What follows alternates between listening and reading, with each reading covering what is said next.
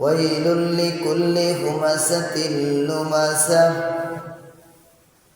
الذي جمع مالا وعدده يحسب أن ماله أخلده كلا لينبذن في الحطمة وما أدراك ما الحطمة نار الله الموقدة التي تطلع على الأفئدة إنها عليهم مؤصدة في عمد ممددة ويل لكل همزة لمزة দুর্ভাগ্য ওই সমস্ত লোকের জন্য যাদের কঠিন থেকে কঠিন ভয়াবহ আযাব হবে, যারা পরনিন্দা করে এবং বেশি বেশি মানুষের পিছনে শেখাত করে। আমরা মানুষ যখন সমাজের মধ্যে চলি, পরনিন্দা করে শেখাত করতে থাকি, একজনের যখন দোষ থাকে তখন আমরা দোষ আরেকটু বানিয়ে বলি। সত্য দোষটা যদি হয়, তুমি তাকে যদি বলতে চাও, তার সামনে প্রতিবাদ করো। তোমার সেই যদি সৎ সাহস থাকে তাহলে তুমি সামনে প্রতিবাদ করবে, আর না হয়তো পিছনে প্রতিবাদ করা যাবে না। রাজাকে যদি পিছনে বলে হাজারো গালাগালি করে, ওই রাজার কোনো আসে আর যায় না। অতএব পিছনে যখন মানুষ তার সমালোচনা করে, তার আমল নামার মধ্যে চলে যায়। কিন্তু যেই ব্যক্তির দোষ বলে, ওই ব্যক্তি হয়তো সে কোনো আমল করে কিনাও তা জানা নাই। এমনও হতে পারে সে নামাজ একত্র পড়ে না। তুমি 5 ওয়াক্ত নামাজ পড়লা এবং ইবাদত করলা, আমল করলা,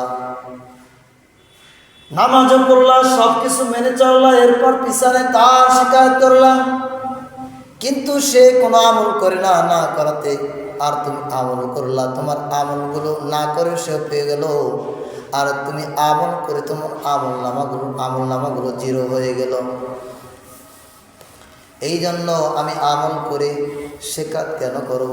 যদি প্রতিবাদ করতেই হয়, যদি কোনো ভুল করে, যদি কোনো ভুল ত্রুটি থাকে, সমালোচনা করব, সামনে করব, পিছনে কোনো সমালোচনা নয়। ইবাদত করে সমালোচনা করে আমলগুলো আমার সব খালি হয়ে যায়।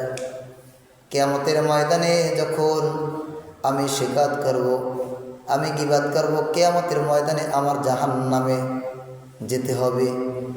হয়তো এমন হতে পারে তার শিকাত করার কারণে আমার আমল নামাগুলো সে নিয়ে জান্নাতে যেতে পারে, কিন্তু আমি এত আমল করার পরে আমাকে জাহান্নামে যেতে হলো। তার কারণ হলো আমার শিকাতের দ্বারা। এবং আমি শিকাত করি। পৃথিবীর মধ্যে 2 শ্রেণীর মানুষ রয়েছে। এক শ্রেণীর মানুষ শিকায়াত করে, এর মধ্যে শিকাত করে মনে হয় আমার মতন আর একটা মানুষ আর নাই। আল্লাহ তাআলাকে চিনি না, আল্লাহর ইবাদত করিও না, আল্লাহ তাআলাকে ডাকি না, কিন্তু পিছনে মানুষের সমালোচনা লেগে থাকি, খুইসা বের করি। হাজারো ভুল আমার মধ্যে রয়েছে, হাজারো সমস্যা আমার মধ্যে রয়েছে।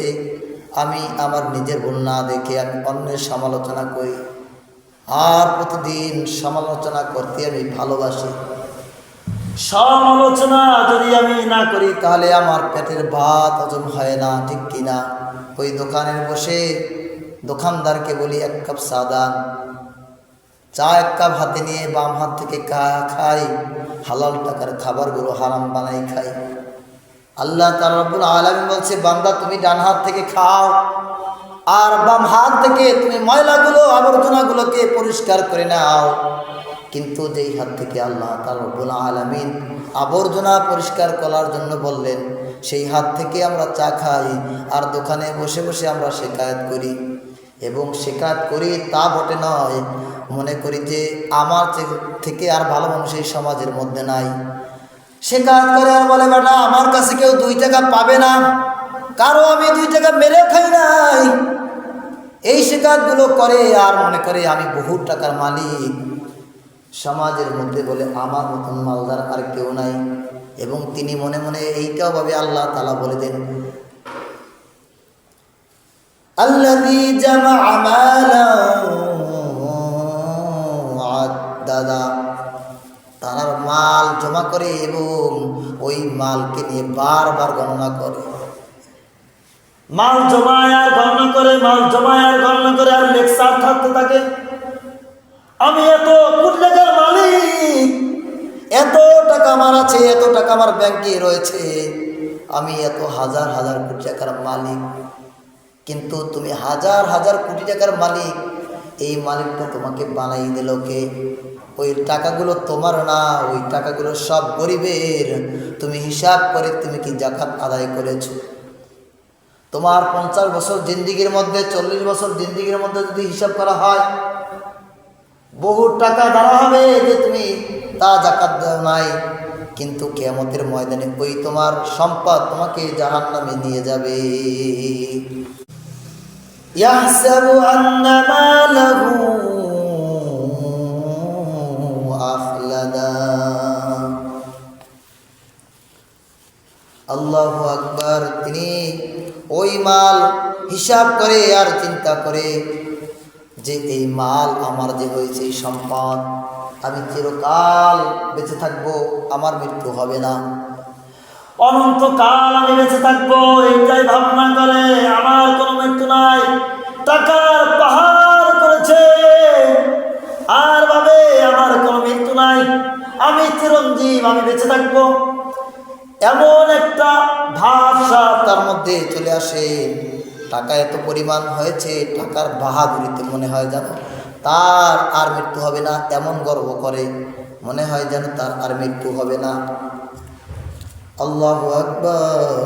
এরপরে আল্লাহ তাআলা রব্বুল আলামিন এই অহংকারী ব্যক্তিকে জানাই দিলেন, তোমার এত অহংকার, তোমার এত দাপট, তোমার এত বাহাদুরি, পরনিন্দা করো, শিকার করো আর টাকা হিসাব করো আর বাহাদুরি দেখাও। শোনো শোনো, শুনে নাও, কাল্লা লা ইউনবাদান্না ফিল হুতামা, অবশ্যই তাদের জন্য হুতামা রয়েছে, হুতামার মধ্যে নিক্ষেপ করা হবে, তাদেরকে জাহান্নামের মধ্যে নিক্ষেপ করা হবে। তাদের জন্য অপেক্ষা করছে হুতামা। ওয়ামা আদরাকা মাল হুতামা, তুমি কি জানো হুতামা কি? তুমি কি জানো হুতামাটা কি? নারুল্লাহিল মুকাদা, প্রজ্বলিত আল্লাহ রাব্বুল আলামিনের আগুন। আল্লাতী তাত্তালিউ আলাল আফইদা, আল্লাতী তাত্তালিউ আলাল আফইদা, এমন আযাবটা হবে, এমন কষ্টটা হবে, কষ্টের কারণে হাড্ডি থেকে বের হয়ে কলিজা পর্যন্ত তার ওই আযাবের ভয়াবহতা পৌঁছে যাবে, অনুভব করবে। এমনভাবে তাকে শাস্তি দেওয়া হবে, ওই শাস্তিটা তার কলিজা পর্যন্ত বিরাস করে ফেলবে। ইন্নাহা আলাইহিম মুসাদা, চতুর্দিক থেকে বেষ্টন করে রাখা হবে, বাউন্ডারি দিয়ে রাখবে, কেউ পালিয়ে যেতে যেন না পারে, চতুর্দিক থেকে বেষ্টন করে রেখে দেবে। ফি আমাদিন মুমাদ্দাদা, এবং তাদেরকে লম্বা লম্বা খুঁটির মধ্যে বেঁধে রেখে দিবে।